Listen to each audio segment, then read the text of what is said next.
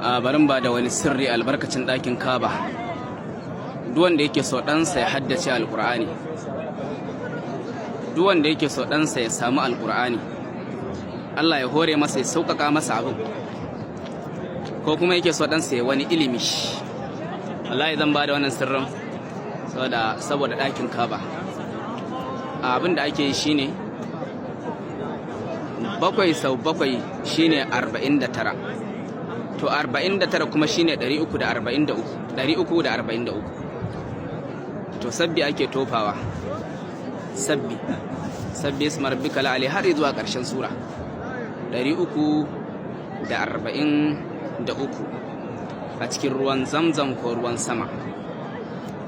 Wallahi jama'a, idan ɗanka ya sha wannan abun kai to la ilaha illallah, za a gane Allah ne. Da manzo Allah sallallahu alaihi wasallam yana cewa sabbi mai yawan karanta ta zai samu basira, kuma a cikin ta akwai wata aya mai ishara da cewa za a karanta wa annabi ba zai manta ba.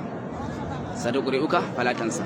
Insha Allah duk wanda ya amfani da wannan ya tawassali da shi, Allah zai hore wa ɗansa karatu, ba zai ke manta karatu ba. Allah zai ƙara wa yaron basira, kuma ko babba ne yake karatu yake wahalar da shi, insha Allah ya aikata wannan zai samu ilimi mai yawa kuma mai cikin sauki. Allah zai lamunce masa.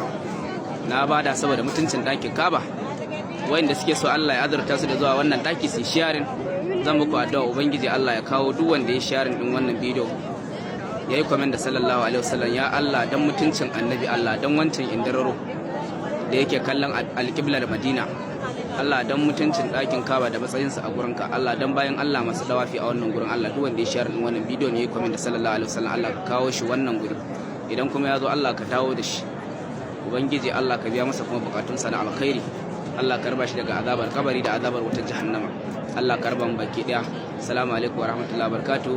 Na kuma sauyin kara kullun Sayyidi Hamza Alfalaki da Magu.